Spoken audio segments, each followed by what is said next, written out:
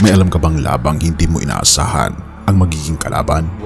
Isang labang akala mo ay personal, ngunit sa huli ay mas malalim pa pala. Sa gitna ng mga kontrobersya ngayon, ang iniisip ng marami ay isang banggaan sa pagitan ni na Vice President Sara Duterte kasama ang dating Pangulong Rodrigo Duterte laban kay Pangulong Ferdinand Bongbong Marcos Jr. Ngunit alam mo bang mali ang akala nilang iyon? Ang kalaban nila ay hindi tao. Pero bago natin alamin kung sino o ano nga ba ang tunay na kalaban, balikan muna natin ang simula.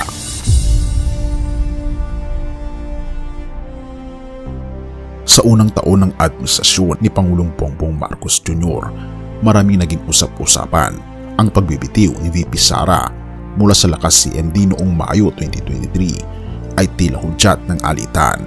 Dagdag pa rito, si dating Pangulong Rodrigo Duterte ay hindi nagpatinag sa pagbibitaw ng mga akusasyon sa ilang opisyal ng gobyerno. Tinawag niya silang korap at walang silbi. At sinabi pang bangag ang ating Pangulo. Ang tanong, bakit siya nagsalita ng ganito? Sino ang tinutukoy niya? Akala ng marami, si PBBM ang tinutumbok ng mga pahayag na ito. Ang tanong, bakit siya nagsasalita ng ganito? Akala ng karamihan, si Pangulong Bongbong Marcos ang tunay na kalaban nila. Pero hindi, sila ay direktang nauuntog sa isang pader na napakakapal na hindi kayang sirain.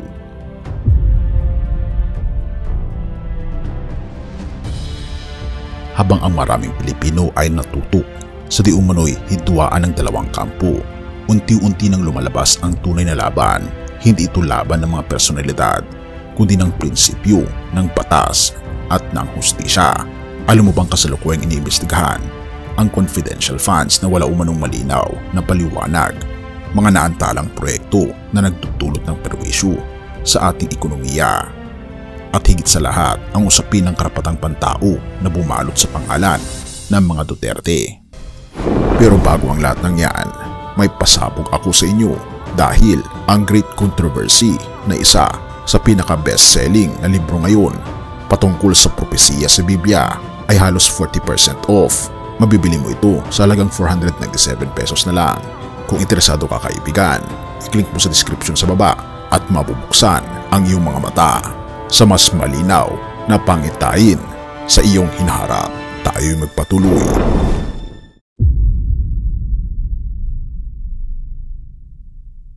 Ang batas ay hindi napapagod, hindi ito natutulog. Ang bawat dokumento, bawat ebidensya ay nagiging pundasyon ng laban na ito. Kahit pa ang mga taong sangkot ay nagtatangkang magtago, ang batas ay nanatiling nandyan, naghihintay ng pagkakataon. Ngunit hindi ito personal na laban ni PBBM. Siya ay tagapagpatupad lamang ng sistemang kanyang pinaniniwalaan, ang hustisyang patas para sa lahat. Samantala, akala ng iba ay may galit si Marcos sa mga Duterte.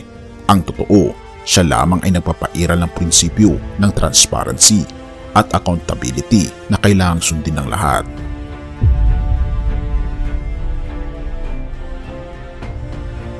Ngayon, ano ang naiisip mo? Sino nga ba ang tunay na may kasalanan?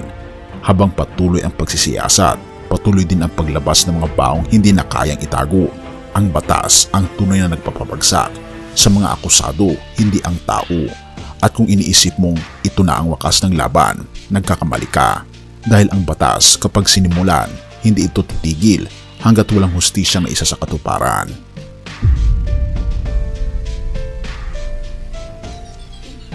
Sa mga tuwid, hindi kailanman tungkol sa tao ang laban na ito. Ang pamilyang Duterte o kahit sinong politiko ay may pananagutan hindi sa kapwa nila opisyal kundi sa batas. At kaya habang sinusubaybayan mo ang nangyayari, tanungin mo ang iyong sarili, sino ang tunay na kalaban? Sa huli, ito ang hindi mo kayang talunin, ang batas na magtatagumpay kahit sino ka pa.